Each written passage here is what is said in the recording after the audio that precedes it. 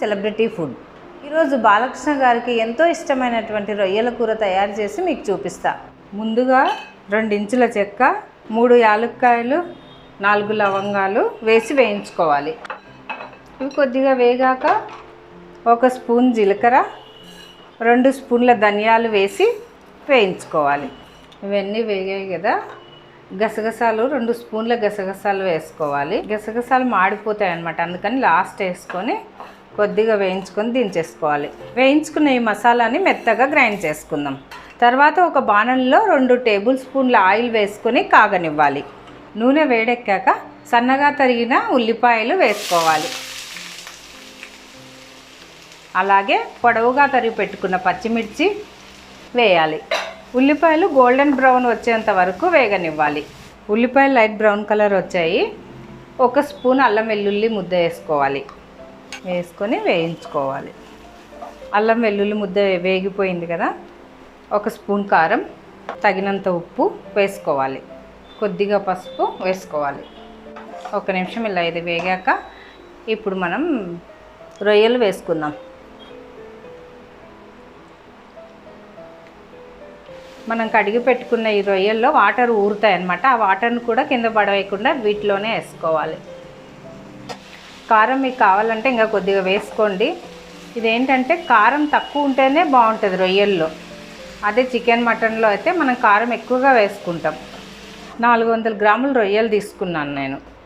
Medium ఫ్లేమ్లో పెట్టి మూత పెట్టి ఉడికించుకోవాలి. రొయ్యల్లో నుండి వాటర్ పైకి వచ్చేసి ఉడుకుతూ ఉన్నాయి కదా, ఇప్పుడు మనం కొంచెం వాటర్ని యాడ్ చేసుకోవాలి.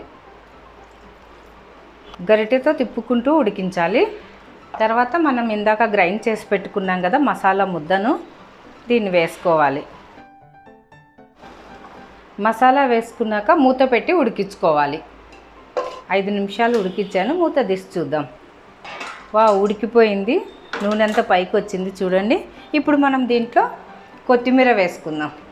కూర ఉడికిపోయింది. స్టవ్ ఆఫ్ చేసుకుందాం. మన బాలయ్య బాబు గారికి ఇష్టమైన రొయ్యల కూర రెడీ.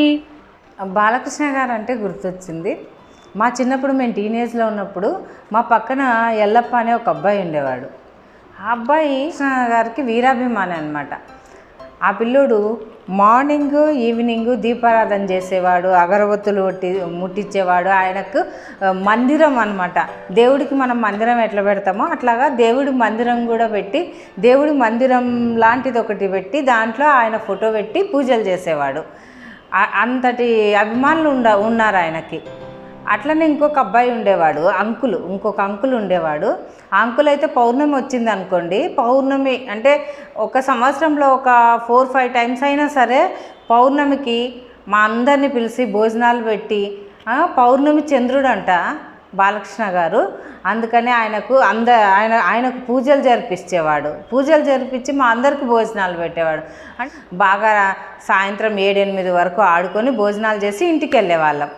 అట్లాగా మా చిన్నప్పుడు జరిగిన సంఘటన అనమాట. ఆయనకు అప్పటి నుండి ఇప్పటి వరకు కూడా ఫ్యాన్స్ అదే ఇదిలో ఇంకా ఎక్కువనే ఉన్నారనమాట. అంతమంది ఫ్యాన్స్ ఉన్నారు బాలకృష్ణ గారికి.